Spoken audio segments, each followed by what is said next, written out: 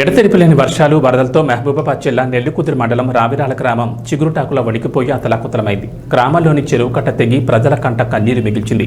ఇళ్లు కోల్పోయి అనేకేళ్లలోకి వరద నీరు చేరి విలువైన వస్తువులు, నిత్యావసర సరుకులు తడిసిముద్దయ్యాయి. వరద ప్రవాహంలో మూగజీవాలు కొట్టుకుపోయాయి. వీటిపై ఆధారపడి జీవనం కొనసాగిస్తున్న వారు రోడ్డున పడ్డారు. వరద బీభత్సంతో పంట పొలాల్లో ఇసుక మేటలు పేరుకుపోయి ధ్వంసమై అన్నదాతలను నిండా ముంచాయి. వాహనాలు కొట్టుకుపోవడంతో వాహన చోదకులకు ఉపాధి కరువై తీవ్ర ఇబ్బందులు పడుతున్నారు. వరద ఉధృతికి గ్రామస్తులు డాబాలపై చేరుకుని ప్రాణాలు అరచేతిలో పెట్టుకుని బిక్కుబిక్కుమంటూ గడిపామని బాధితులు తమ ఆవేదన వ్యక్తం చేశారు. వరద ప్రళయంతో కట్టుబట్టలతో బయటపడ్డామని, ఎప్పుడూ లేనంతగా వరద ఉధృతికి చెరువు ఆనకట్ట తెగిపోయి తీవ్ర వేదనను మిగిల్చింది. వరుణుడు కాస్త శాంతించడంతో గ్రామ ప్రజలు ఊపిరి పీల్చుకున్నారు. ఇప్పటికే గ్రామ ప్రజలు జ్వరాలతో ఆసుపత్రుల చుట్టూ తిరిగారని, ఇక ఈ వరద ప్రవాహానికి మరిన్ని అంటురోగాలు ప్రబలే ప్రమాదం లేకపోలేదని వాపోయారు. వరద బాధితులకు సాయం అందిస్తామని ప్రభుత్వ యంత్రాంగం చెబుతున్నా వాస్తవానికి అధికారులు చుట్టపుచూపుగా వచ్చి వెళ్లారే తప్ప ఇప్పటి వరకు నష్టపరిహారం అందలేదని గ్రామస్తులు కన్నీరు మున్నీరయ్యారు. ఇప్పటికైనా అధికారులు స్పందించి గ్రామంలో సహాయక చర్యలు చేపట్టి వరద బాధితులను ఆదుకోవాలని వేడుకుంటున్నారు.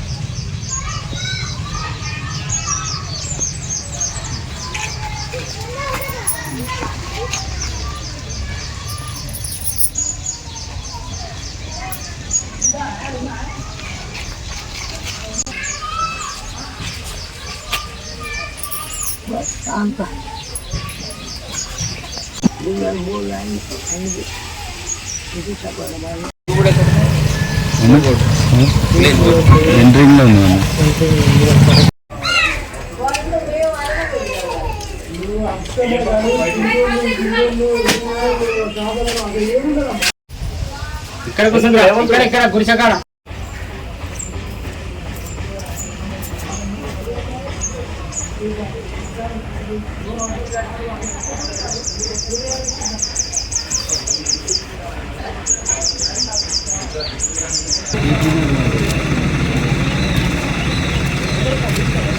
పోదా అన్న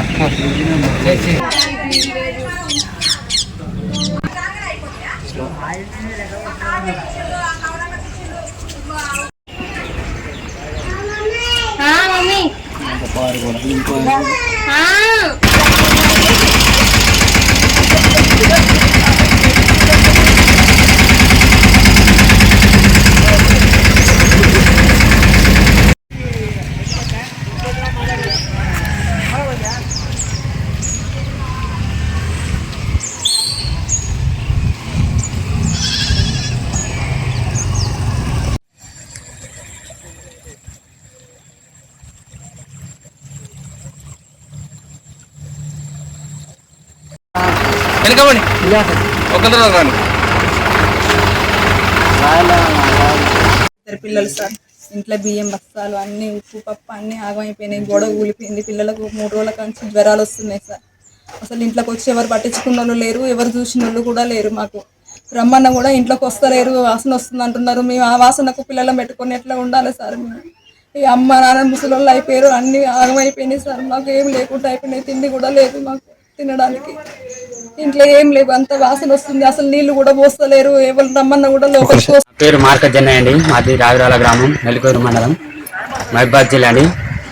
నాకు తెలిసిన కాంతి ఇంత బీభత్సం ఎప్పుడు జరగలేదు. వచ్చినాయి కానీ మామూలుగా వచ్చేది నీళ్లు. ఈసారి మాత్రం చాలా నష్టం జరిగింది. పంట నష్టం, ఇంటి నష్టం, కొన్ని మూగజీవాలు, గొర్రెలు అనేది కొట్టపోయినాయి. ఇంత బీభత్సం నాకు తెలిసిన కాంతి లేదని